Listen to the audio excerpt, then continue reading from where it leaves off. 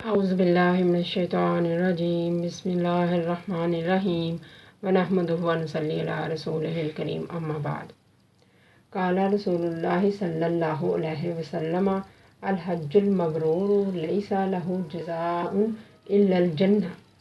رسول اللہ صلی اللہ علیہ وآلہ وسلم نے فرمایا، ایک مقبول حج کا بدلہ جنت کے سوا کچھ نہیں۔ رسول اللہ صلی اللہ علیہ وآلہ وسلم کی یہ حدیث حج کی فضیلت ظاہر کرتی ہے۔ مقبول حج وہ ہے جو اللہ سبحانہ تعالیٰ کی بارگاہ میں قبول ہو جائے۔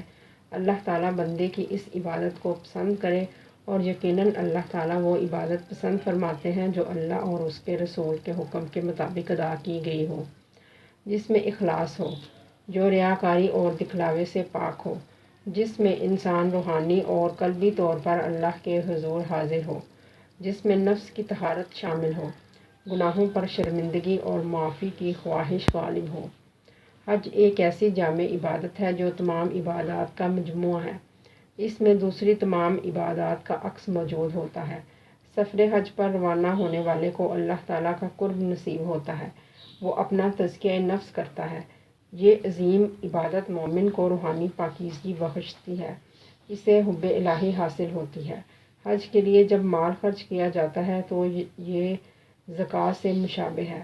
حج کے دوران احرام کی پابندیاں مسلمانوں کو نفسانی خواہشات اور بیہودگی سے بچنے کی تربیت دیتی ہیں، جو روزے جیسی کیفیت ہے۔ سفر کے دوران مصائب اور ثابت قدمی اپنے اندر جہاد کا رنگ سموئے ہوئے ہے۔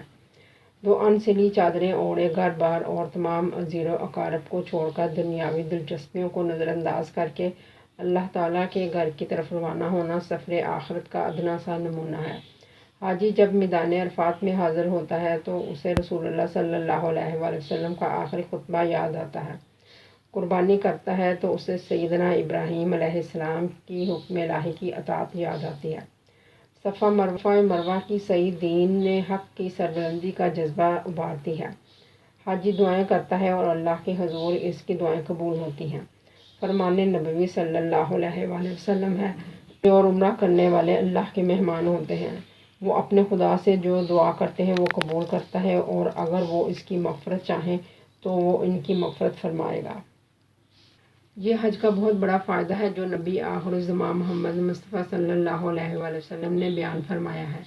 جنت اسی کو ملے گی جو دنیا کی زندگی میں گناہوں اور برائیوں سے محض اللہ تعالیٰ کے خوف سے بچتا رہا، اللہ تعالیٰ سے اپنی بخشش اور مغفرت کی دعائیں کرتا رہا، اپنی زندگی کو اللہ تعالیٰ کے احکامات کے مطابق بسر کرتا رہا۔